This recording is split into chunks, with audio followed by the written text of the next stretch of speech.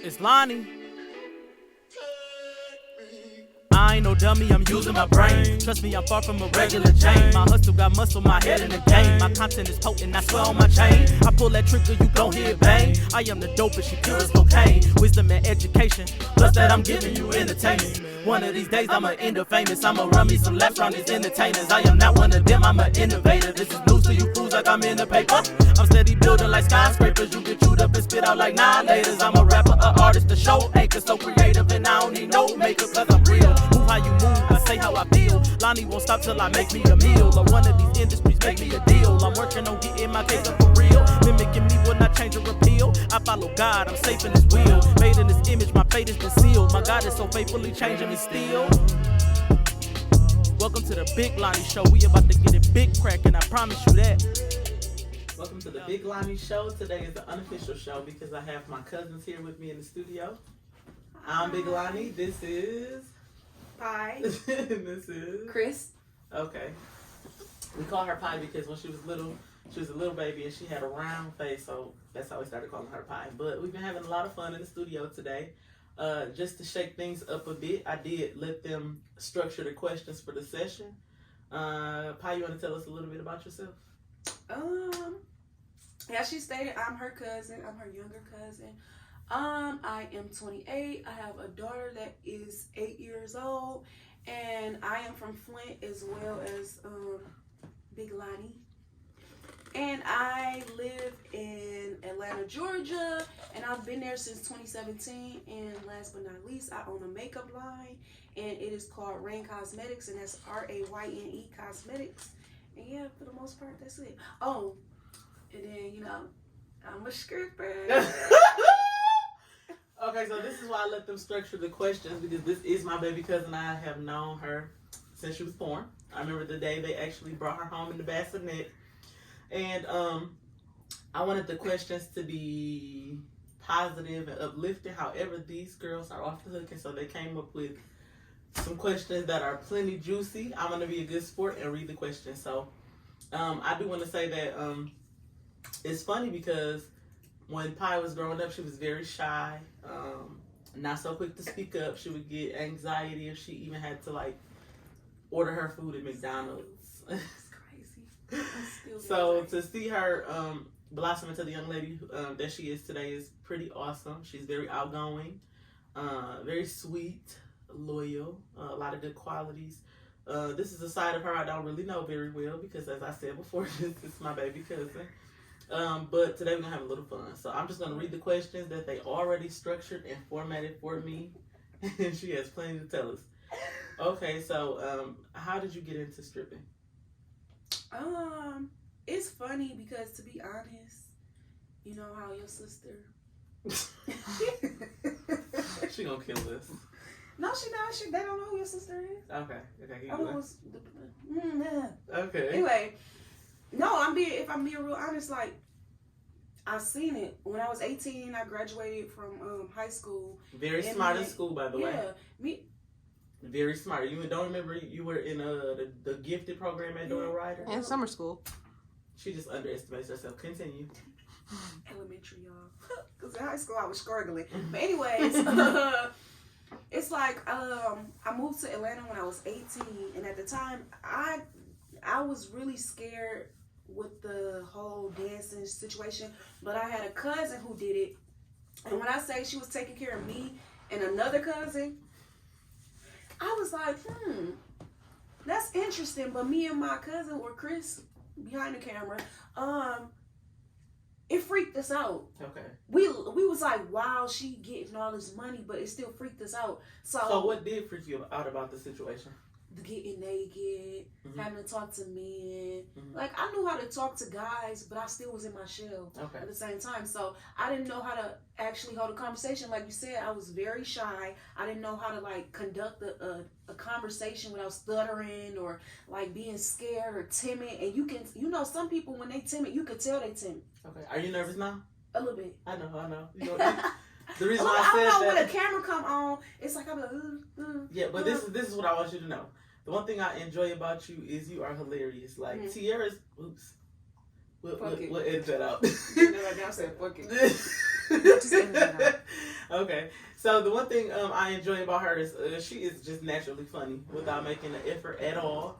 Just always saying something funny, real witty, quick with that. So as we continue, you'll calm down. It's just your first time in front of the camera in this capacity. Yeah, I was just gonna say like interview style. Like I'm used to doing my YouTube. But if you go look at her social media, she's not shy. You can't even tell that I'll be nervous. Right? Yeah, so like now you're getting to see the true essence of who she is. Yeah. She always has been naturally shy.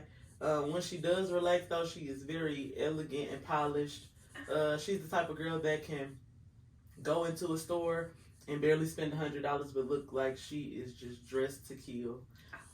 Just gifted, which is the reason why her makeup line is doing so well. Is because if you just look at her social media, you'll want to be her. Like if you're a woman and you enjoy looking beautiful and you enjoy putting makeup on and being just upper echelon, she's always my consultant when I want to put a little spice on my wardrobe. I'm just trying to get her comfortable to start talking. Now because I want no makeup on right now, and that's because I've been wearing it for work, and I need to give my skin a break. Yeah, exactly. I need to give my skin a break, so I want to get on here and be raw and be like, okay, I get made up, and I love makeup, but at the end of the day, you gotta let your skin breathe.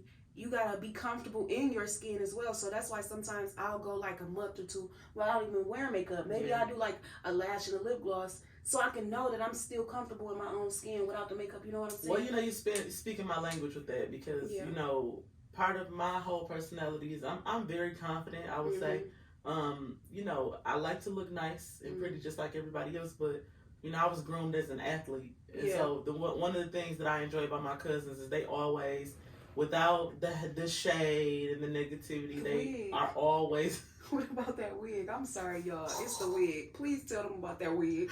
So, I always been, pretty tomboyish, a little, I like sports, athletics. I never really got into the makeup thing. Now, I can apply makeup, but as you can see, it's very rare where you get ready to see me in some. So, at one point, I cut my hair very short. It was like a buzz cut, and I had a mentor who told me that, I looked more like a lady. I was just trying to, be a lady. And she was like, you should consider, it was an older woman. You know how older women be in the church. She was like. No, you didn't take the mother advice.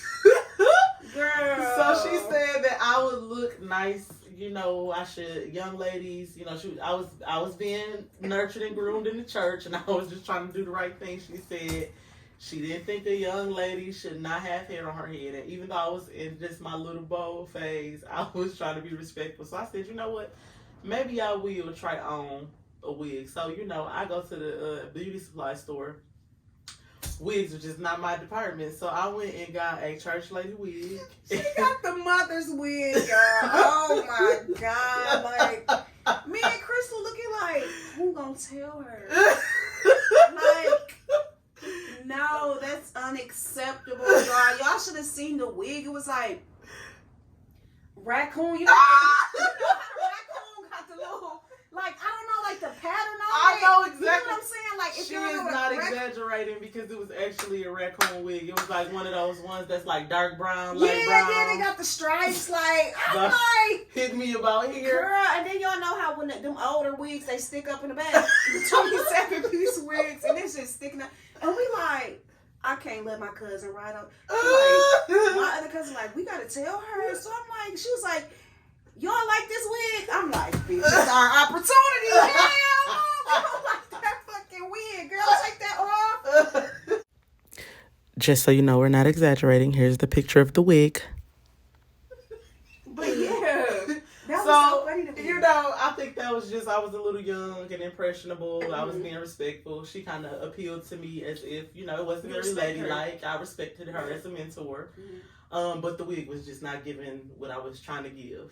I was like, but it wasn't. What I would say is, but that's what I love. That's what I love about you because y'all joked about it and we just fell out laughing and I just stopped wearing the wig. So this is the person who saves me when my fashion is in trouble. So moving forward, we're gonna get back to the actual script and start asking. Well, the thing is, long story short, I literally started dancing because, first of all, when I decided to move to Atlanta, I was like, okay, I'm just transferring my job at the time.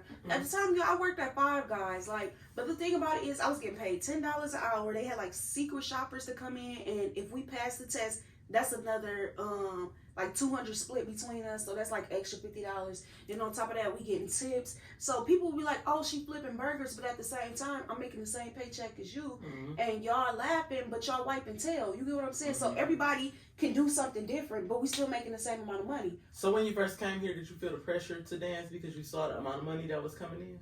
Yeah, and then I knew I couldn't pay no rent because when I left Flint, I was making $10 an hour. As to where I came to Georgia at Five Guys, they tell me, "Oh, it's only going to start off at $7.40 minimum wage. You're new here, so I can't just guarantee that I'm going to give you the hours. You have to show me that you blah blah blah blah." And I'm like, "You telling me this for $7.40? Yeah. I ain't gonna be So able did to you do feel it." pressure like to live? Because I know in Atlanta, I've been there and I see how, you know, women there, especially young black women, everybody want to live this like rich life. Yeah. An extravagant life. So do you feel like when you went to Atlanta, being from Flint, a smaller place, and you know, going to a bigger city where the happiness are there, you know, everything costs money to have fun. What were the deciding factors when you just said, "Okay, I'm gonna start dancing"? I think when I kept filling out applications and they was telling me $8 an hour, it wasn't so much as me looking at other people like, "Oh, she got this. Oh, she got that. Oh, I wonder what she do. Is she dancing?" Da-da-da. It was never so much as that is, I just make this big move. How I'm gonna keep my bills paid. Okay. You get what I'm saying? So when you moved here, you didn't have a plan. I had a plan originally, but the plan just didn't go how I thought it would go. You know what I'm saying? What was I'm the thinking original like, plan? "Oh, I'm gonna work at Five Guys, and I'm gonna potentially move up, or then I might find a waitressing job and potentially move up." So I was still thinking like restaurant industry type things. Okay. You know what I'm saying? Okay. And then I moved there with my daughter's dad, so he had XYZ planned. You know what I'm saying? So I'm like, "Okay, cool. I'm gonna put my money together. We're gonna put our money together." Another reason is we end up splitting. You and your father, your child. Okay. We end up splitting maybe 2 or 3 months into moving to Atlanta. Why'd you split? To be honest, cheating. Okay. And you broke, so why'd you cheating? Mm-hmm. And then you abusive on top of that. Okay. And you insecure. You know what I'm saying? That's a lot. And then he found out that I was dancing, and it was just too much. Like, "Oh, you a whore, you a slut." And it was at one point, and I don't even want to put him out there like that, but at the end of the day, I want to be real. You know what I'm saying? We all here to be real. He told my daughter in front of her, "Your daughter, your mom fucked for money." And she was 3 or 4, and she was like, "You gotta stop saying that," and da-da-da-da. And then that's when I knew, like, I gotta leave. So what was the original plan? Like, why did you guys decide to get up and kind of move to Atlanta in the first place from Flint? A new scenery. He didn't know anything about Atlanta. Okay. To be honest, it was all about me, and I told him we should move. And then my best friend and her boyfriend was like, "Okay, well, we gonna move too." So what was the reason why you wanted to move? Were you just kind of a new scenery? Okay. You said opportunities. You know what I'm saying? And I was getting into makeup, and I was like, "Oh, maybe I could become a makeup artist." Do you think that Atlanta was like real attractive because of things maybe you heard about it, that it's fun there? Well, you know, your mom actually stayed there, you know what I'm saying? So I was always back and forth. You know, we'd go visit and then leave. So it wasn't that I didn't know about Atlanta. It was like, this is the city that's kind of basically my second home that I kind of might be familiar with. Like, I can go there and be like, "Oh, you trying to get to such and such? I could get off on this exit." I wanted to go somewhere where I kind of knew or was kind of used to already, so it wouldn't be so hard for me to get to know. Anywhere else, I couldn't have did that. It would have literally been starting from scratch. Okay. So with Atlanta, I'm like, opportunity. I got a few family members there, so I might be good. But in reality, you could say like your sister was there for me. She always there for me. But in reality, you really don't have nobody. And I didn't know that at the end of the day. You know what I'm saying? I didn't know that I had to learn that. So I feel like I shouldn't have based myself on, "Oh, I got cousins there. Oh, I got this there. Oh, I got there." Because at the end of the day, it's just relying on your own hustle. hustle. You really only got your own back and your own hustle, because they might want to help you or be like, "Oh, I will help you," but I'm never the type that want to be a burden on somebody. Okay. So I was like, I'm a dance. And I was like, and I told Chris. How long did it take you to make the decision to dance? Like, girl, we took a class, a pole class. Okay. Oh yeah, we took a pole class. I was like, I want to try pole class first. I'm gonna ease it and see if I could actually potentially do it. Okay. But we bought like a pass and we only went like once or something. Yeah, We bought a pass and we maybe went like once, but we had it for like 2 or 3 weeks or something. But we only used it once. And I was like, I feel like maybe I could do this. You know what I'm saying? And I paid for somebody else's permit. And I was like, if I get your permit, would you come with me? Because you know, at the end of the day, I'm still scared. Scary. Exactly. So I didn't pay for somebody's permit to come dance with me when I could have pocketed that money. You know what I'm saying? Yeah. And just been an adult about the situation. I think I was 24 Okay. or something like that. And yeah, I just was like, I'm going to try it. Okay. Did you hide it from your parents at first? Yeah. Okay, so what was the Girl, I mother? started 3 months, probably 3 or 4 months after I moved to Atlanta. Really? Mhm. So you had been doing it for a long Yeah, time? I had tried it for like, tried to find like a regular job for maybe like, that 3 months. And I was like, something ain't right. This ain't adding up. Then the minimum wage wasn't adding up for how much the rent was. Mhm. So I was just like, can I curse? So it's just I a curse hide. already. Just be yourself. Yeah, I cursed 15 times already. But yeah, I was just like, fuck this. Like, I'm not gonna be able to survive off $740 and y'all rent is $1,500. So why do you think the cost of living is so high in Atlanta, but the jobs are paying so very little? No, but the government. Like, I don't know what else to say. Like the government, or maybe they feel like people coming in and it's basically becoming baby Los Angeles mixed with baby Exactly. New York. So they gonna drive the prices up. Oh, these NIGGAs is coming up in here. We finna drive the price up because Atlanta is predominantly black. Mhm. Like, okay, it's white people there, but everybody know Atlanta as to be like the blue baby black Hollywood. You know what Mhm. I'm saying?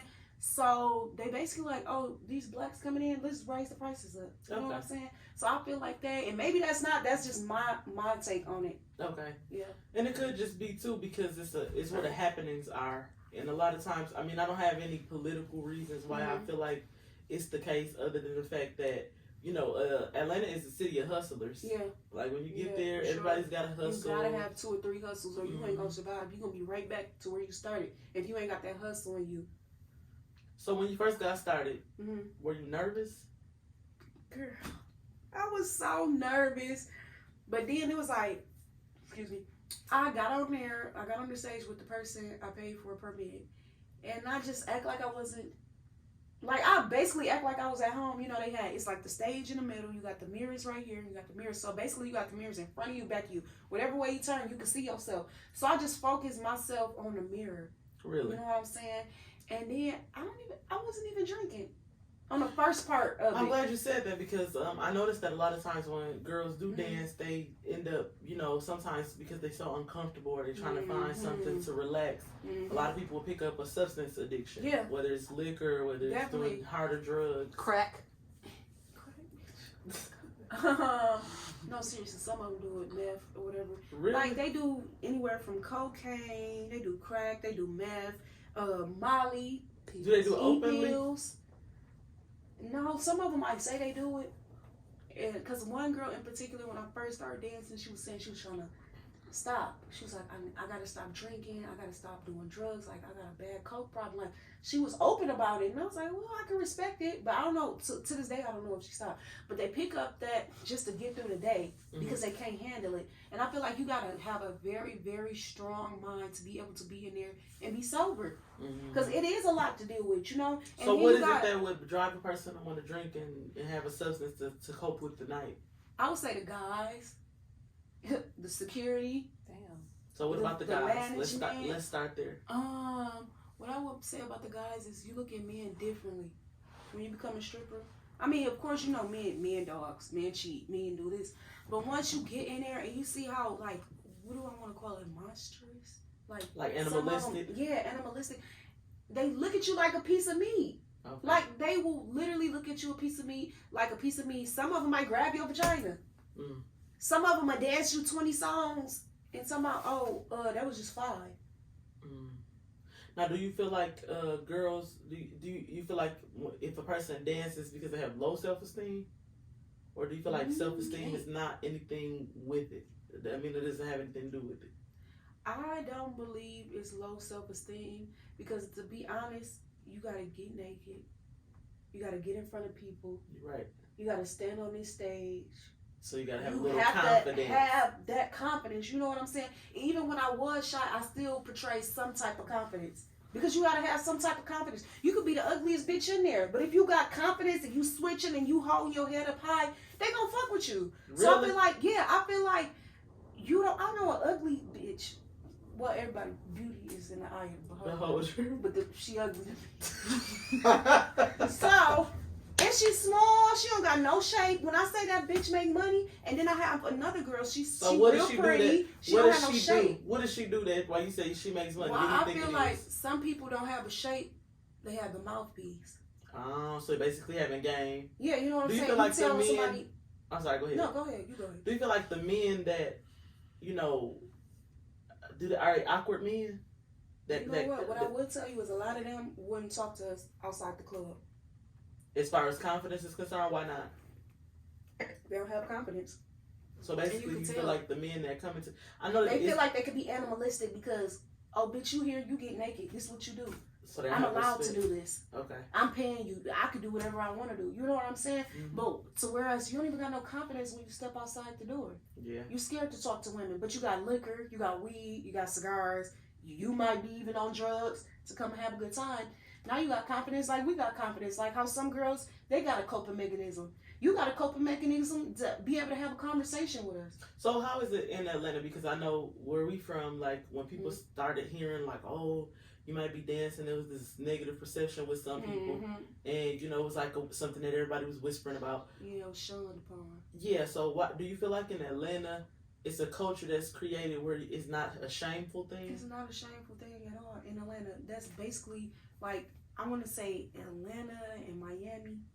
I feel like them really the states that put dancing on. Correct me if I'm wrong, but Atlanta is known for strippers. So that was another reason why I wasn't too afraid to be like, oh, what you do? Oh, I dance. Now, when you're talking about a different caliber of men who's like in corporate or banking or has some type of degree, you might not want to tell them that, but I was always truthful, you know what I'm saying? But when it comes to being more serious or they want to take you more serious, I feel like it might be a problem with telling somebody family, oh, I dance. Because I got this big corporate job, I make X, Y, Z, and the family might be like, out of all women you could pick, you want to got a stripper. You know what I'm saying? So do you feel like having participated in that lifestyle has kind of affected the way that you see yourself? What I would say is a lot of times I don't give a fuck because I am who I am and that's just what it is. And the reason I stopped feeling like, oh, I don't know, like people gonna look at me different, but when I talked to my dad and I was like, I'm tired of holding it in or being secretive or that type of situation, he didn't look at me. We was on the phone, to be honest, and he was like, well, who pay your bills? And once he said that, something clicked. Was like, damn, you're right. Don't nobody pay my bills with me, so why would I give a fuck what somebody think? And they not putting food on my plate. You know what I'm saying? I can't really, like, of course I get, like, I feel some type of way when I hear certain things, you know what I'm saying? But at the end of the day, how could I feel something when you're not doing nothing for me? Why would I let you affect your opinion of me? So do you feel like when you actually embraced the fact and started being more forthcoming about what you did, that it kind of took away the bite people had for you?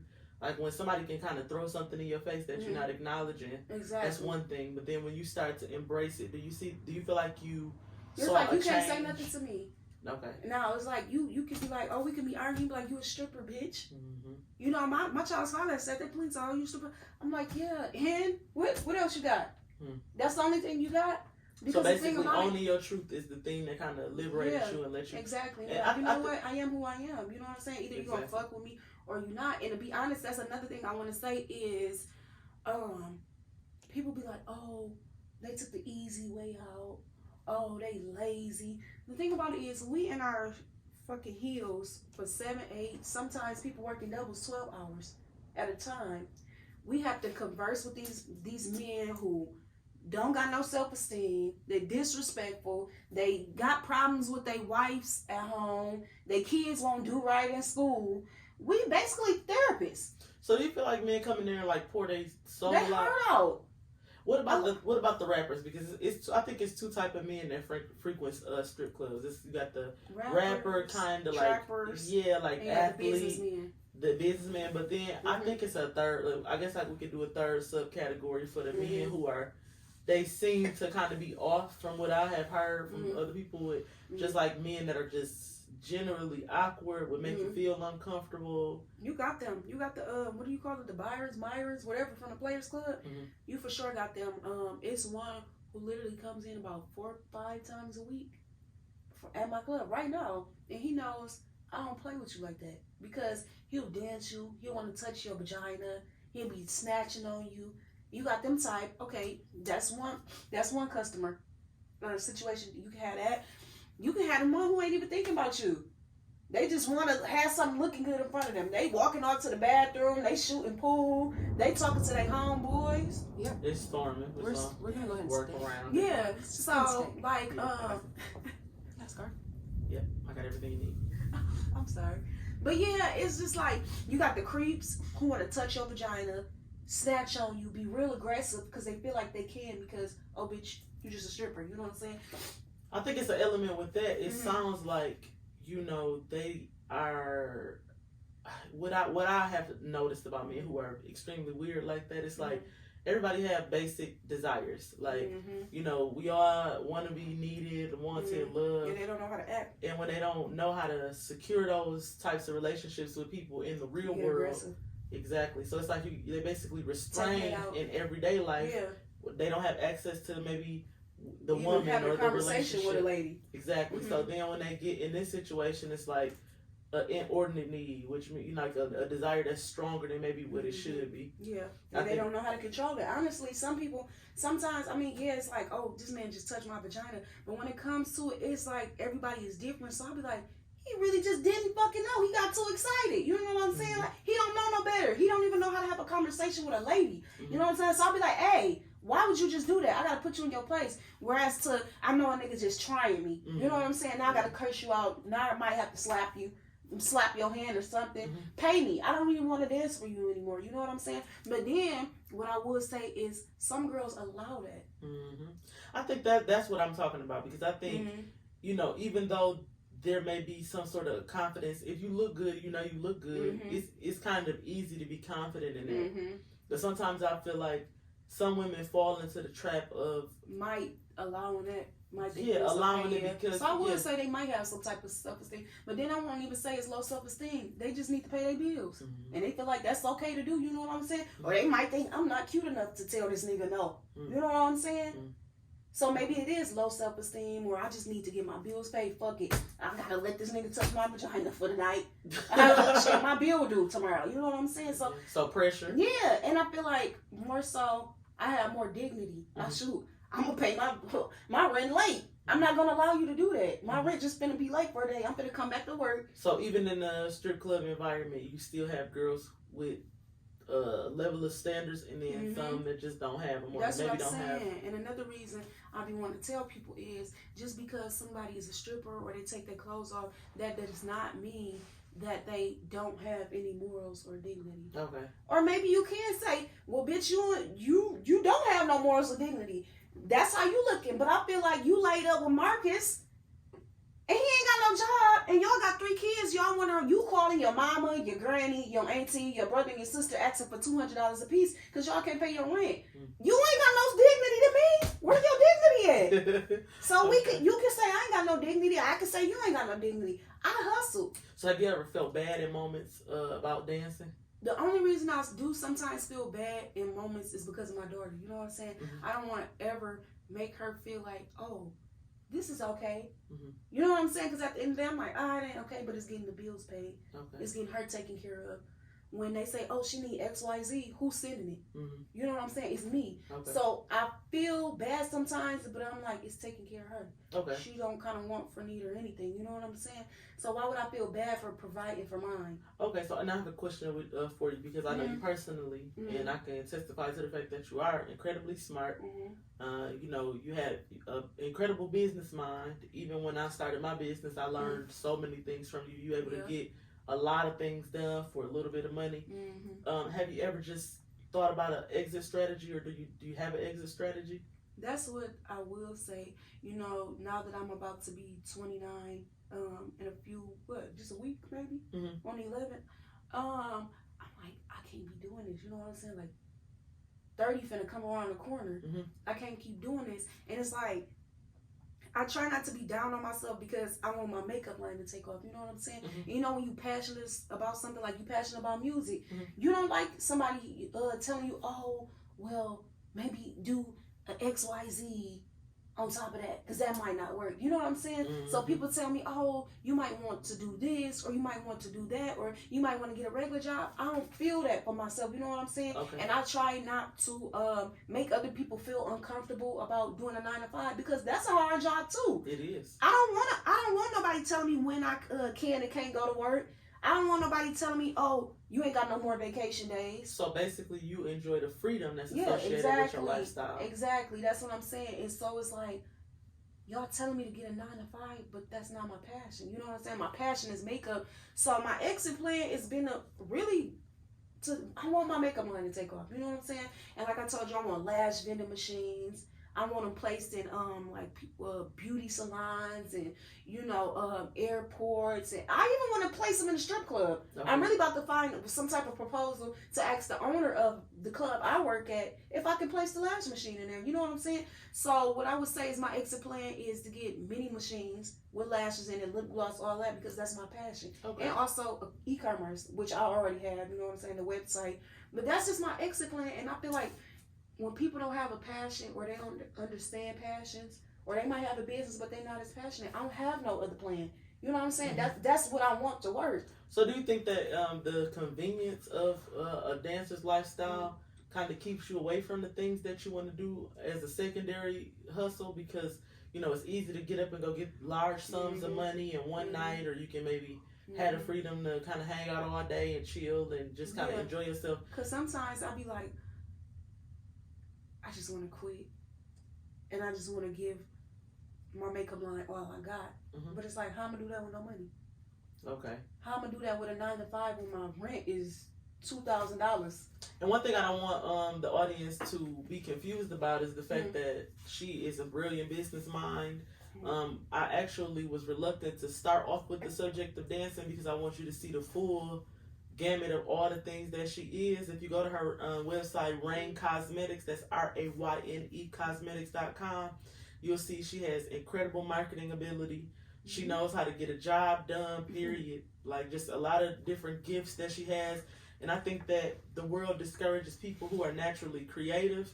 And I think that creatives have a difficult time finding their place in the world because you are expected to have traditional, education plans and things, and sometimes people don't fit neatly into those lines, and I think that that's what makes people off. Yeah, it makes the industry look a little bit better because nobody is talking down on you when you have large sums of money. Because I can even see how initially it was when you kind of were being secretive about the dance situation, it was something that people would use to attack you. Then when you embraced it and you started to live in your truth, people kind of embarrass me when I put it out there. And because you making pretty good money. Yeah. On top of that, I funded a whole business. You know what I'm saying? So how can you talk down on me when I started a whole business? And I'm not talking about a business loan, which that is important. I just haven't got to that part. But I worked hard, took the money that I worked hard from, and I started a whole fucking business. Like, you did. A whole business that's mine. You did. Not, can I invest in you? I'm going to give you this X amount of money. You know what I'm saying? Okay, yeah, like, men who I talked to, they gave me money on it too, but I met you from the club. So it's club money. You get what I'm saying? Like, yeah, you fuck with me genuinely, and you met me at the club, but at the end of the day, it's club money. I worked hard for this, you know what I'm saying? So how are y'all gonna talk about me when I just funded a whole fucking makeup line? You get what I'm saying? What can you say about me? So what things have you ever got to the point where you kind of had, like I said, with the exit strategy, because you have so many genius ideas, and I feel like dancing sometimes does take away from the focus that you can place in. A lot of people work. I can't really say too much about that because I work a 9 to 5 and I'm trying to push a business. Exactly. And so, I think that that's just the thing that you put in place of the job that I work to fund your business. Exactly. And it's a certain level of comfort in having a guaranteed income, because, it's not as much pressure you can enjoy having a business when you don't have to worry about how you're going to pay your light bill or how you're going to make That's rent. Another thing. Because when I say, like, everybody be like, oh, I want to quit my job. And I be telling them, how you gonna fund it? You know what I'm saying? Y'all ain't saved up nothing. So how you gonna fund it for 3 months? And that's what be having me, because you know I got a kid and I got bills and I try to throw my parents a little something here and there.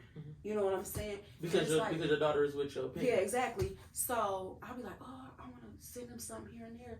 I can't do that with no 9 to 5 working minimum wage. And it's like Flint and Atlanta is not the same. You know what I'm saying? If I had an apartment or a house in Atlanta, you know, I would have so much money stacked up because rent is way cheaper, even though it's going up there too because of the economy and COVID. But if I was to say I was going back and forth and I had an apartment and I was paying $700 for the same thing that I'm getting in Atlanta, I would have so much more money. I wouldn't even have to be working. I could save up for 3 months and have my rent for the whole year. You know what I'm saying? So what's your motivation to stay in Atlanta? Because I mean, now you live you've been here for a while. You know that you can make it on your own. You figured out how to pay your bills, take care of yourself, do the things that's you need to do for yourself. Have you ever considered leaving Atlanta, or do you just love it there? I love Atlanta. I just love the blackness about it. You know what I'm saying? Like, you can go somewhere, and I will say some people be faking. You know what I'm saying? Sometimes you gotta fake it till you make it. Sometimes they just faking and they ain't even trying to do nothing about it to get ahead.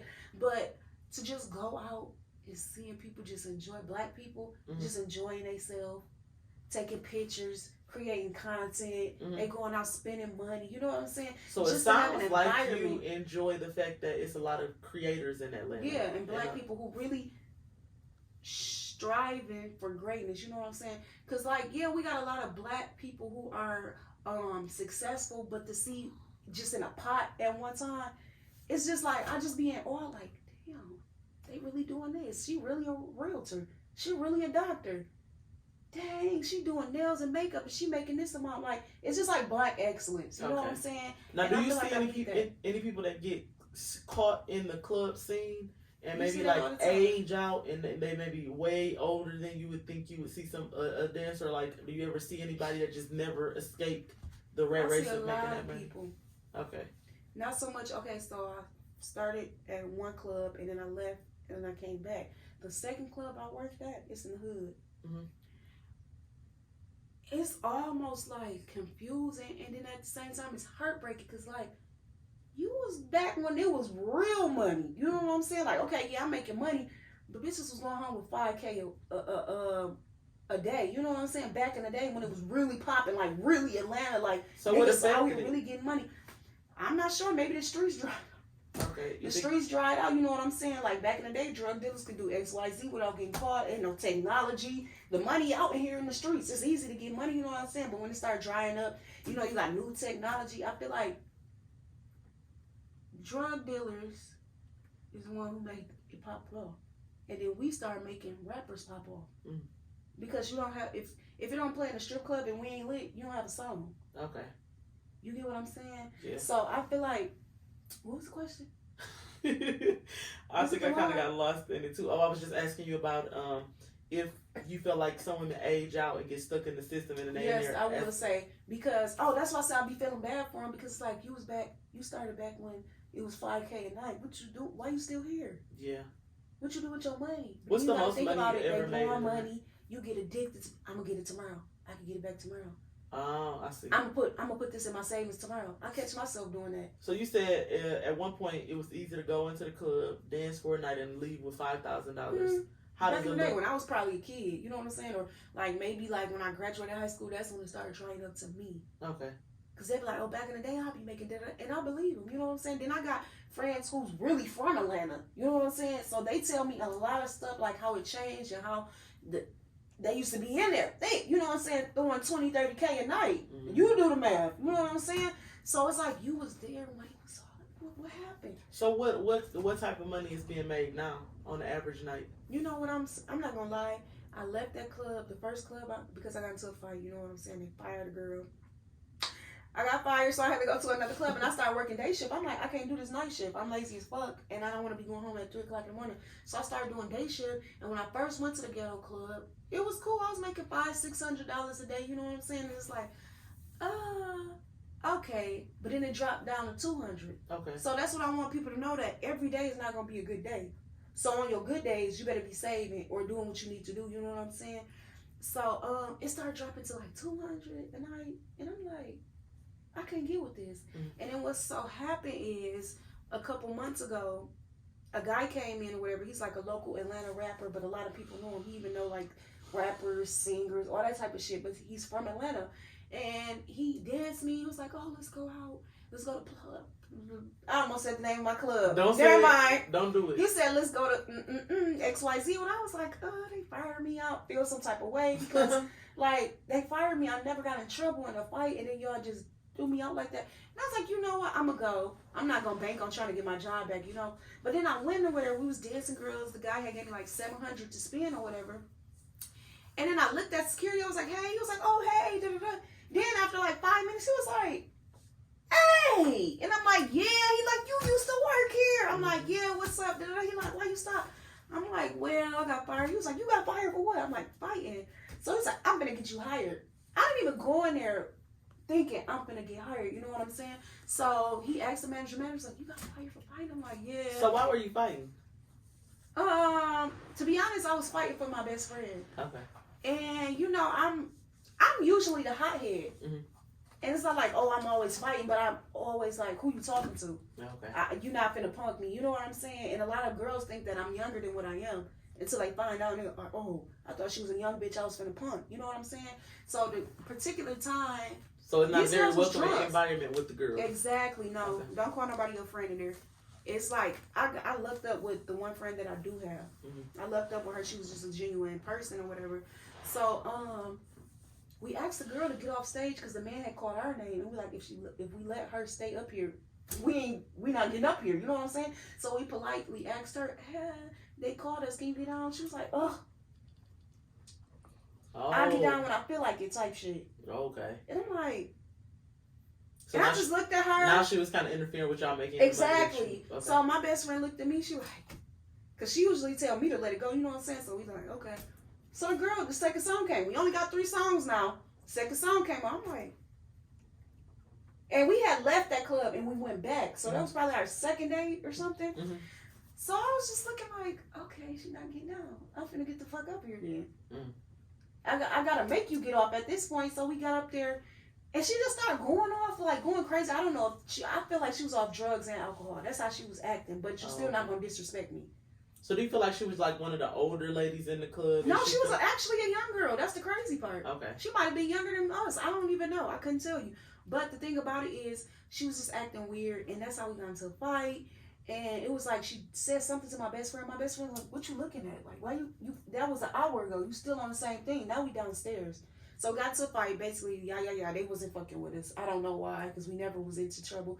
They fired us, and I was like, okay. So back to that. We went into the club a couple months ago, and they was like, yeah, you got fired for fighting. The manager was like, oh, okay, come back tomorrow. And then he asked the guy I was with. He was like, oh, she with you? And then the guy was like, yeah. He was like, oh, you definitely hired.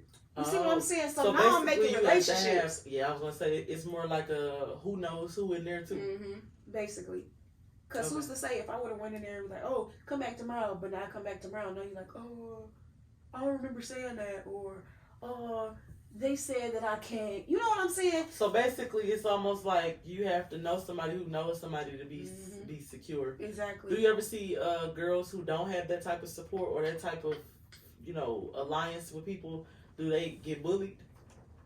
I feel like you can get bullied. But if you stand up for yourself, you could be this little, this long. Once you stand up for yourself and you see, oh, you can't talk to me like that. You know what I'm saying? A lot of them will back off. But if you keep allowing them, perfect example, I seen it the other day. It's a girl about my size, my height. She walk around with a steak attitude. She feel like she talking to people any kind of way. She tried it with somebody. Somebody politely let her know, I'm not the one. Mm-hmm. You're not going to play with me like that. The girl bowed down. Oh, so basically sometimes you have a bully and they'll be barking until you check them and then they pipe down. Exactly. That's what I'm saying. So it's like, it could be a dog eat dog world. So, shoot, you might have somebody who be like, oh, now you want to stand up to me? Now we got to fight. You know what I'm saying? But most of the time, if you let them know you're not going to play with me, then that's that. But back to saying like, oh, seeing older people, it's somebody in a club, in one of my second clubs, who's 49. 49 years old. And I'm like, what do you do with yourself? Like, what are you doing? So do you see her aging out where the young men that's coming in the club don't want to She dance? doesn't make money. I'm sorry. So she just every in blue there. moon, I'm like, damn. And it's like, how you ain't got no exit strategy because you keep coming in here. We pay to work. We have to pay to work.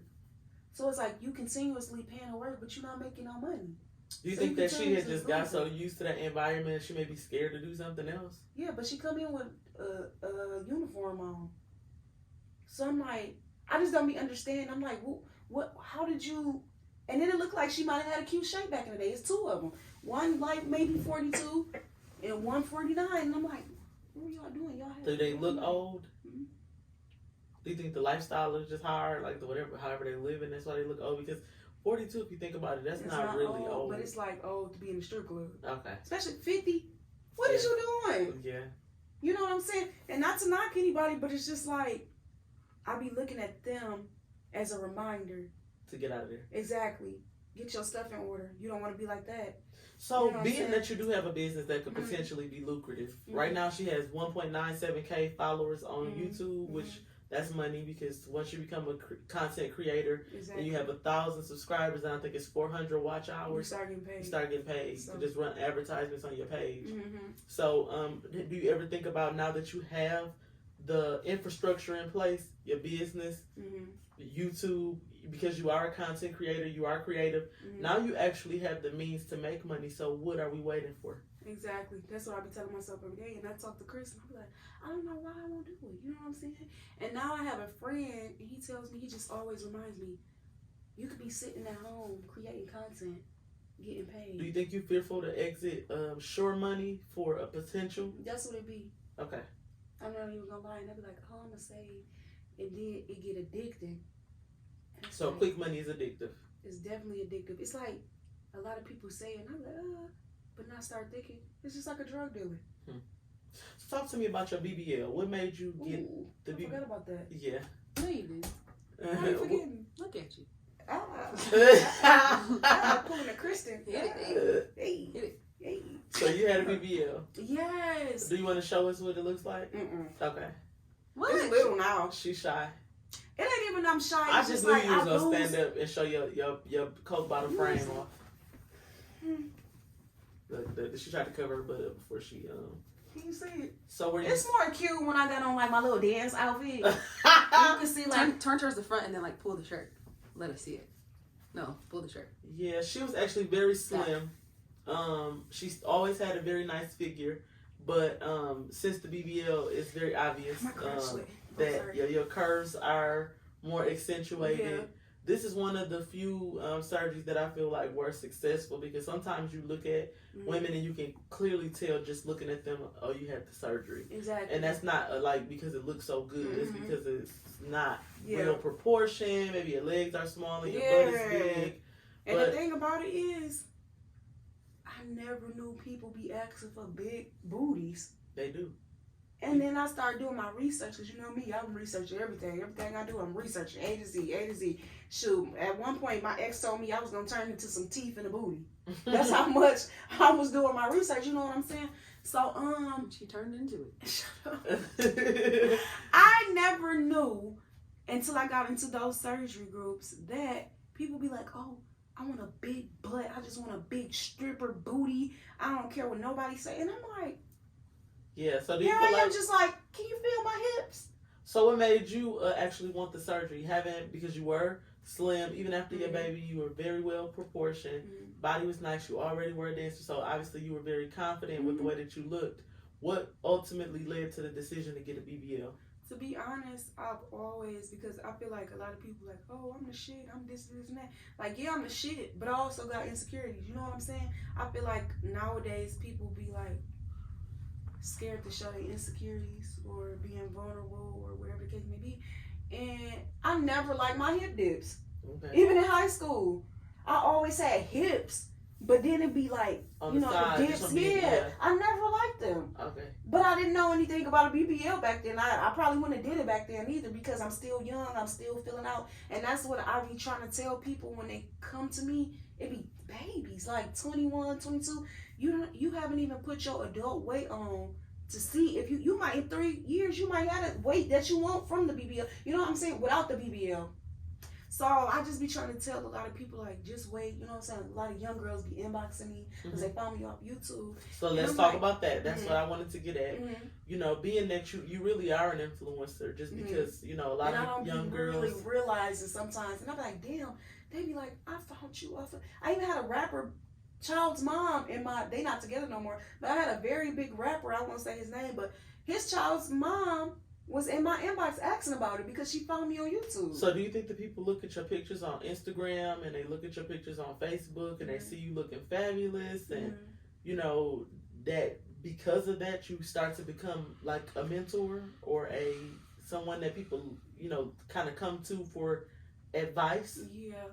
And the thing about it is, sometimes I be forgetting that I'm on YouTube.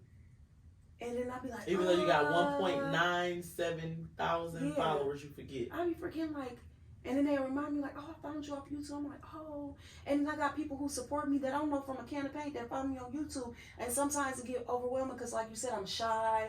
Sometimes I'm real closed off. Like, yeah, I got a personality, as people can see on YouTube and Instagram stories and stuff like that. Drop your social media handles. Okay, so my Instagram is Hot Like Tea. Is HOTLIKETEA, and then my YouTube page is You Love Pie. So just how you spell, like, You Love Pie. That is my YouTube. So subscribe to my YouTube and follow me on Instagram. But I feel like, yeah, people do look at my page and be like, now that I'm posting more, because I used to go months without posting because I never really went nowhere. And then I started dating somebody that we go out a lot. You know what I'm saying? So he don't have no problem with taking my pictures. Like, he hyping me up. He trying to get the background. Like, he's cinematic. You know what I'm saying? Yeah. So it hyped me up even more. And then Chris, she'll take my pictures, you know, and she don't have a problem with taking my pictures. Chris is behind the camera. Yeah, exactly. So I feel like with the support system, I'm now being able to be who I am outside the club. You know what I'm saying? Like, I feel like I can start transitioning more, that I feel like I have the support that I always wanted and needed, you know? Because some people, I want to say my ex, yeah, he knew I was passionate about it. Yeah, he was happy that I was passionate about it. But he wasn't passionate about my passion. You get what I'm saying? And for a long time, I couldn't understand that, like, why won't you help me? You got XYZ. You from XYZ. You know XYZ. So you felt like you because was at BMF at one point in time. Why you can't help me? You know what I'm saying? You felt like because he had influence and he had the right connections, he could have helped that me. he should have been the person to help you. But the thing about it is, it's my path, my desires, what I want. I can't make him feel what I feel about my passion. And then I'm thinking, I'm like, but you can support me. You know what I'm saying? You don't have to have my passion. You don't have to feel how I feel, but let me know that you support me. You know what I'm saying? And it's different because the guy that I talk to now, he's like, you need to try to get your vending machines in strip clubs. Try to get your vending machines in salons. So you know basically he's giving you business ideas. Exactly. He owns the business himself. So, of course, I'm going to listen to him. And the thing about it is, he a year younger than me. Okay. So, do you feel like the dating life is different once you take on a career as a dancer? To be honest, it's Atlanta, so no. Okay. You get what I'm saying? So now, if I was anywhere else, you're saying men don't have negative reactions to the dancing scene because it's something that's so normal. Yeah, exactly. It's normal. You know what I'm saying? But like I said, you might have the elites. You know what I'm saying? The corporate people, the this and this and that, who might want to take you serious along the line. So it's like, we need to do something to transition you out. You know what I'm saying? Mm-hmm. And that's never a problem. If you can support me, you know what I'm saying? And you can support my business and potentially marketing or passing my business cards out. So you're just saying don't try to take my something for nothing. Exactly. You know what I'm saying? Because I didn't stop dancing for someone. Mm-hmm. You know, it's not that I wanted to, but he didn't want me to do it. And he didn't say it in a mean way. He was just like, I got you. But then when you ran into financial problems or you got in trouble with XYZ, now you ain't got nothing. Okay. Now I got to go back. So I told myself I would never stop dancing because somebody told me to. You know what I'm saying? Unless you specifically have a game plan for me and we sit down and rewrite a game plan and you tell me, okay, I'm going to help you with XYZ, or you need to say this, I'm going to have this to match that, then we're not talking about nothing. Okay. So I got a couple more questions. We got some really good questions on the cards. I haven't seen these questions. Actually, I had my 2 cousins write them. You probably asked most of them. I think so, just intuitively. I'm Mhm. trying to ask what I feel like the audience would want to know. Ooh, I can't ask that one. I'm too ashamed. What, girl? Well, this one says, can you work when you're on your period? Why you shame ask that? Look at her. That's what everybody be wanting to know. You're like, yes, we work on our period. And even some guys be like, how you work on your period? Like, people who not in the strip club. Girl, when I started, I was like, how am I work on my period? Because I was thinking, okay, I'm going to be prepared to take 5 days off. Yeah. And the bitch was like, girl, what? Cut that string and stuff out of it. You know what I'm saying? Like, it's real. Like, you literally, what we going to do? Potentially miss out on $1,000, $2,000, $3,000? Okay. I think Because of like period. Exactly. I think the fuck not. So at first I'm like, ew, because then you gotta, we getting raw, we getting real here. You gotta stick your finger up there to pull it out. Oh, Jesus. You see what I'm saying? So I don't cut my string. Okay. I stuff it up there with the little tampon, you know, and when it comes, I stick my finger up there, I grab the string and I pull it out. That's the dirty, grimy part of stripping. Like, Okay. it is wash what it your hands. is. So You wash your hands. do you ever feel You like, scared? yes. Yeah. I'll be like, oh, but you should know your body. You should know when you heavy. You shouldn't even work the first day. If you heavy, when my first or second day, I don't even go to work. I plan around it. My So third, do you have fourth to day when it call, when starts, you work in a strip club, do you have to call out? you make your own schedule. So you just come in there when you want to? Unless you work at like somewhere like Magic, they have you on the schedule. But I'm like, I might as well work a 9 to 5. You're not gonna tell me I'm taking my clothes off. I'm paying y'all to work, and you gonna tell me I gotta come in at XYZ? I think not. Okay. So I usually tend to work at clubs where I just come in when I want to come in. So you see flexibility as a luxury. I love it. I'm not even gonna lie. That's enough. I feel like flexibility and the money is neck and neck. You Hand know in what I'm hand. saying? You know what I'm saying? I might think flexibility is more than money sometimes. Because I can go when I feel like it. Oh, I want to go on a trip. My birthday in 11 days. I feel like going to work. You know what I'm saying? You're not going to tell me, oh, you can't come. What I will say is you have to work a slow day to work the weekend. Okay. But if you don't work a slow day and you want to work the weekend, you pay $150. Okay. So sometimes I won't even work all week. I go Friday. I pay $150. I make what? $1,400 In one day? in one day. But the thing is, it can range from, on a bad day, you might make $400. You know what I'm saying? Mm-hmm. On a bad day. Yeah. Sometimes it might be lower than that. That's why I say you need to take advantage of them good days. So are you able to build a cushion financially because you're making large sums of money in short periods of time, or do you find yourself spending because of the lifestyle? Like Sometimes I feel like spending, and then sometimes I'm like, oh, I actually know how to save. You know what I'm saying? So sometimes I go back and forth, and that's why I'm like, I don't want to be like the ones in the club, the older ladies. So I have to sit myself down and be like, okay, you need to put XYZ in the savings account right now. You know what I'm saying? Because you can't keep thinking, oh, I'm going to go back. I can make this. But then at the same time, it's like, oh, I work hard. So you want to enjoy it? Yeah, I work hard. And then I be thinking, like, I'm such a realist. I'm like, what if I die? Like, what? I work this hard to not spend this money. I'm just looking at it in my account. Okay, you always want to have a cushion, but sometimes it's basically you need financial literacy. Okay. And that's what I need to learn ASAP. It's financial literacy. Like, I know how to hold on to it, but baby, when I feel like spending it, it be like that. And nowadays, $100 bill is what? $10 really? For real in the adult world? As soon as you crack that 10, you like, that 100, you like, what the fuck? What I do with it? So did you start making more money once you got the BBL? I want to say, yeah. You I'm did? not even gonna lie. Like, I was making money, but it was like I got fired from the club that I was really good. Like, I was making money at. You know what I'm saying? And maybe $500 might be a good night. You know what I'm saying? Before I got my surgery at the club that's consistent. Before I got fired, $500. Shoot, it's still a good night to me. Once you work 4 days a week. You know what I'm saying? That's $2,000 a week. So even $500 is good. But then, excuse me, Bless you. when I went back, what was it? Sorry, the beginning of February, I went back to the club, and mind you, another club closed. So now we getting everybody. You know what I'm saying? They can't go to that club no more. So everybody They don't want to go to the hood where they can make money. Exactly. I'm in Buckhead. You know what I'm saying? Some people in Buckhead, they not going all the way 15 minutes out to the hood to go to that. They might be scared. It might be too far. It might be too much traffic to get there.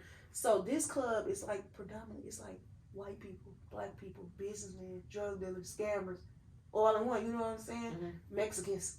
So do you feel like you have to have street smarts to work in an environment like that with people from all those different walks of life? If you green, they definitely gonna take advantage of you. They're gonna take you out that club. They might be pimping you. You know what I'm saying? Are you happy within yourself? I feel like I am. Kristen's questions are hilarious. What I will say is I think I am happy within myself. Well, I know I'm happy within myself, but sometimes I be like, am I doing enough? And when you do have those thoughts, what is it about generally? Are you doing enough of what? I would say with my business, as a person, period, you know what I'm saying? And then it's like I have so much pressure on me as a mom, you know what I'm saying? Especially with her being in a whole other state, you know what I'm saying? And then pressure about getting myself together so I can take care of my daughter, you know what I'm saying? I want her here physically. So when I say, am I happy within myself, it get touchy with my daughter. You know what I'm saying? Do you feel afraid of taking on the full responsibility of having her with you all the time while you still kind of figuring your life out? Okay. And a lot of people don't like to be honest about that. You know what I'm saying? About parenting. I was doing stuff I had no business doing. You know what I'm saying? Like, of course, teenagers, they having sex, but to literally carelessly get pregnant, you know what I'm saying? And knew I wasn't in a position to be able to take care of her. You know what I'm saying? I feel like it was selfish. But then at the end of the day, everything happened for a reason. God gave me her for a reason. You know what I'm saying? For me to be her mom. And I just feel like sometimes I get scared because I'm like, it's a two-parent situation. But it's always me. I'm literally always here. You know what I'm saying? And her dad lives in Georgia too. And it's like, I want her there, but I need some type of support because she's 8. And I had a situation where she was with me and, you know, I caught the babysitter saying something that she shouldn't have said on my daughter's phone. So it scared me. You know what I'm saying? I don't want to have to hurt nobody and go to jail potentially because I can't depend on the other So do you parent. feel like that you're unable to provide a safe environment for her or maybe protect her the way that you would like?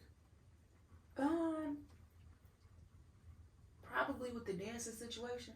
Because I'm always thinking somebody following me, or they might find out where I stay. On that type of situation, but being a mother and being nurturing and stuff, I think I definitely have that. You know what I'm saying? Everybody got their mistakes. You know what I'm saying? No perfect parent is on this earth right now as we speak. But I feel like I definitely can protect her. But you know, when you need a fallback and you don't have that in a whole nother state, it's kind of scary. You know what I'm saying? I understand, especially with a young girl that you're trying to raise. Exactly. Have you ever done drugs to cope? I did crack cocaine. I'm just playing. I'm sorry. No, to be honest, I never did no drug. Okay. You wanna know the only drug I've ever done? Weed. Okay. And I don't even do that every day. Maybe shoot, maybe once or twice a week I'll do that, and that's hitting the blunt a couple times. But like pills, snorting, shooting, all that type of stuff, I've never did it. Right hand of God, I've never did it. The only thing I did, and that was when I lived in Flint, narcos. Okay. Because I had surgery on my nose. I had a nasal polyp. A lot of people don't know nothing about that, but it's like for your allergies so bad, something grows in your nose like a knot, basically like a keloid. And I had it right here, just kept getting bigger and bigger, and I had to get it taken out before I moved to Georgia. And I got it taken out, and they gave me narcos, whatever the case may be, and it had me dizzy and suicidal. Really? What the fuck am I suicidal? Ain't shit wrong with me. Yes, I was literally telling myself like, why do I feel like down? Why do I feel like I don't want to be here? I can't take this. And I couldn't put 2 and 2 together. I had already took like 2 of them, like 2 days after. And then I took a half, and then I was getting nauseous. I was throwing up and everything off the medicine. So I told my dad, when I took half of it, I still was sick, throwing up and everything. I couldn't even take my daughter to school. I had to have my daddy. So once I did that, I said no drugs. You off the drugs. Yeah, okay. I said I can't do drugs. I can't do no coke. Is it around me? Yes. Have I seen people doing it? No. They'll go to the bathroom, you know what I'm saying? And to be honest, somebody just fainted. Because it's like when Follies closed, they came to my club. It's a popular strip club. Follies been known for years. People rap about it in their songs and all that. When that closed, a lot of the a lot of the Spanish girls came to my club. You know what I'm saying? Oh, okay. And one of them just passed out, breathing but unresponsive. Yeah. So I'm quite sure it was drugs. Okay. Or overdose. I got people in there I know sell to them. You know what I'm saying? So it get real in there sometimes. They screwing in VIP for $30. They give a head for $30 and $40. Yeah, I'm gonna say head for $30 $40. They screwing for maybe $100 or $2. You know what I'm saying? Like it gets deep in there. You got drugs, you got sex, so you got basically, liquor. you feel like so imagine all of that in one person. You can go in there and get lost, basically. Yeah, you can definitely get lost, and then you like, what am I doing? And I feel like some people just come just to do that. I don't even think they be having their mind set on money. Oh, hell no. I really think it'd be a coping mechanism. Seriously. I be thinking it's a coping mechanism. Like, they just want to come out. They don't want to be at home. Or maybe their boyfriend's abusive. They just trying to get away from him for the night. They don't even give a damn about the money. I be feeling like people come in there and they get lost, so lost into drugs and alcohol that they forget what it's really about. You know what I'm saying? And I know some girls who done had pimps. So how do you get to the place where you are not getting lost in the culture and having years of your life consumed without your plan being executed? I feel like I just always had a strong mindset, and I never was the type to follow. You know what I'm saying? If I know I want something, I'm going to get it.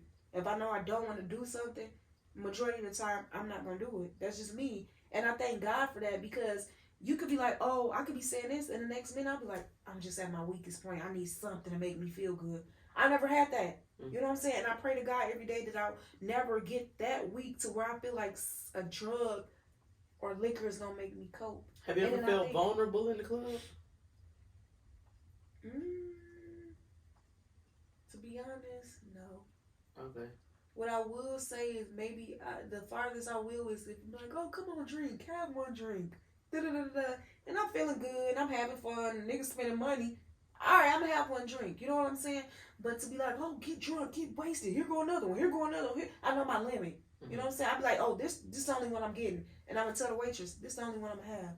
If he tell you to give me one, don't give me nothing. You know what I'm saying? So I always had a strong mindset. So basically you have a strong ability to set boundaries for yourself, even in that environment where people are getting lost. You know, some women don't have the strength to say no to certain things. Some women feel so desperate because they need the financial resources that they make compromises. You just pretty much choose the life you want for yourself, even though you are in an environment with that want to dictate to you what your choices are. And even if you don't have, you can walk in there and be like me, strong headset, and then when you leaving out the club, you a drug addict, you an alcoholic, you ain't got nothing to show for it. You know what I'm saying? So I feel like you really got to be a strong individual, and you got to really know what you want in life to be able to do that. So let me ask you this. What advice would you give a girl that's considering the lifestyle or wanting to kind of go in that direction? What would you say to her? To be honest, don't do it. You know what I'm saying? And it's like, it's so cliche because it's like, bitch, you doing it. How the fuck you gonna tell somebody not to do it? And it's like, first of all, people are taking off from TikTok. People taking off YouTube. People get paid off YouTube. People get paid off Instagram. It's like you can make the same amount of money I'm making. I'm not even gonna lie to you. You know what I'm saying? I would never say, oh, can't nobody make this amount of money that strippers make. When we got these platforms now, so it's like, do what she in for. You get the same amount of money as me. I don't feel like you should do it because you really gotta have a strong mindset. Your feet be hurting, your back be hurting. You get sick of talking to men. You get sick of arguing with security. You get sick of arguing with girls. You tired of these you get tired of these like oh sorry. You get tired of like girls with issues. You got the girls with issues who don't know how to act when they got liquor in their system or drugs. They loud, they rowdy, they belligerent. It's like you can sometimes get them spirits in you or let that energy consume you. And I just be feeling like I don't want nobody to have to be able to be so strong-minded that they got to tune all this out. So it's like, don't do it. But if you do it, go in there with a game plan, a strong mindset. Don't let the girls get over on you. Don't let the men get over on you. Stand firm in what the fuck you want. If a nigga try to touch your pussy, you ain't about that life. I don't like that you did that. Could you not do that no more? Or I'm gonna stop dancing. Can you pay me? If you don't want to pay me because I didn't let you touch my pussy, I'm gonna have to embarrass you, and I'm gonna go get security. So take your pick. You know what I'm saying? So I feel like either don't do it because there's so many platforms where you can get the same amount of money, or just know what the fuck you want and know you got a game plan. Don't just do it just to do it because you want to go on a trip next week. Do it and have a game plan. You know what I'm saying? So what would you say to a young woman that's considering getting a BBL? What I would say is wait till you older. Wait till you like 25, 26, where you start maturing, your body start filling out, and then if you still want it, then get it. You know what I'm saying? But you 21, I be seeing like 20-year-olds, and I'm like, you got all that done, and you don't even know what your potential self was. I didn't get mine done until I was 27? I was 27 when I got mine done. I'm filled out, you know what I'm saying? Maybe I would gain a little bit more weight, you know what I'm saying? But on top of that, on top of my BBL, I was eating a lot to gain a couple pounds because I was so slim. I was 125, I'm about 140 now. Okay. So I gained some weight. And then I gained like, what's that, 20-something pounds? 20 pounds?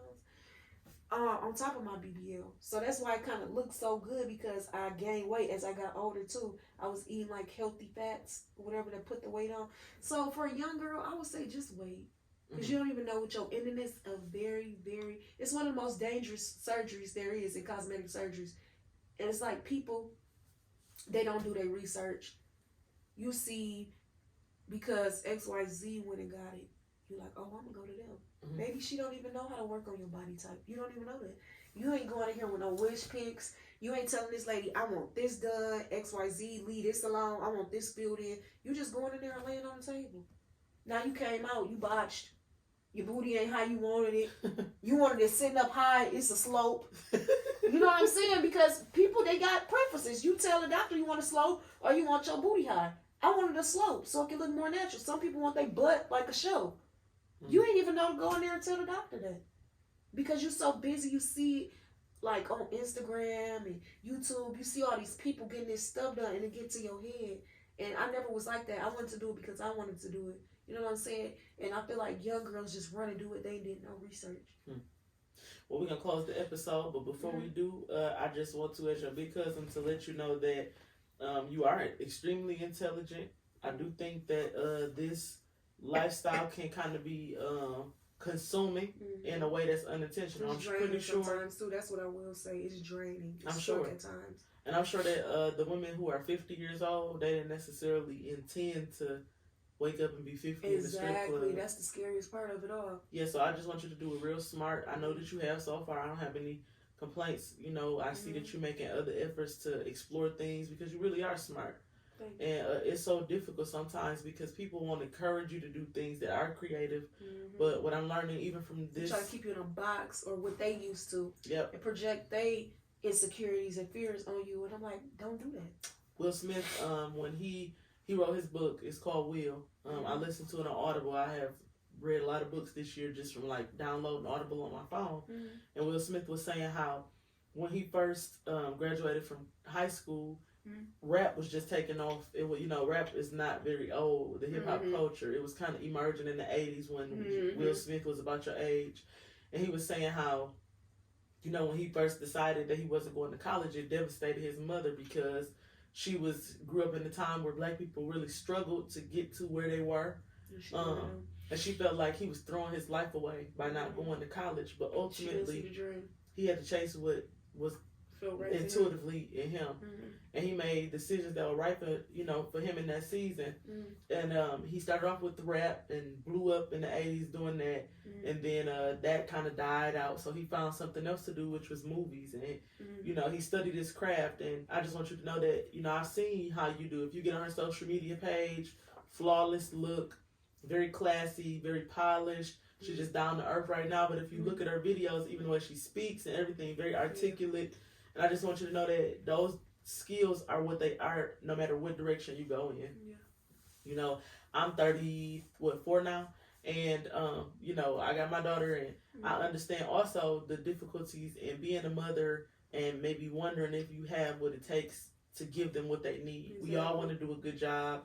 And, I feel like people be scared to say that. You know what I'm saying? And people can be very critical, but I think at the end of the day, you have to be able to go to sleep and know that you did the best of what you knew to do.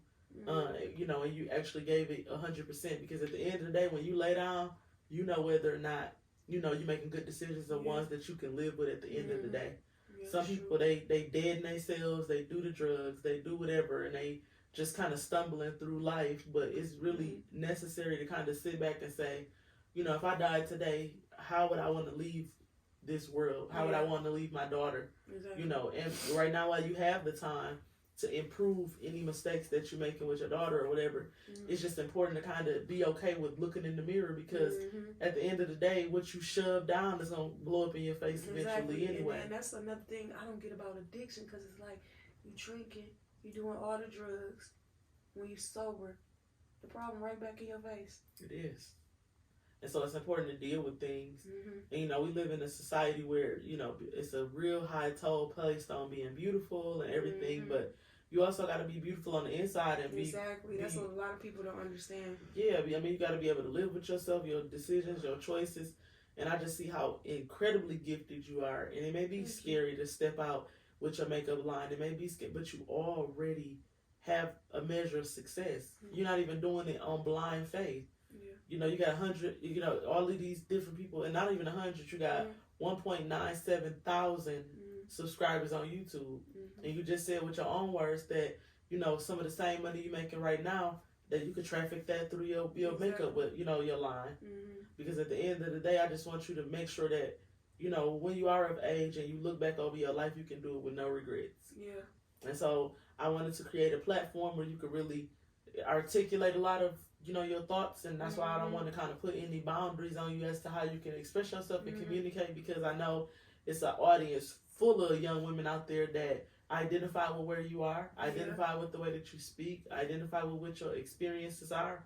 And, you know, I think it's our responsibility to lead in the best way that we know how. Exactly. And, you know, I think you that was really mature to be able to tell a young girl that even though I'm doing this, I think that, you know, there are other options.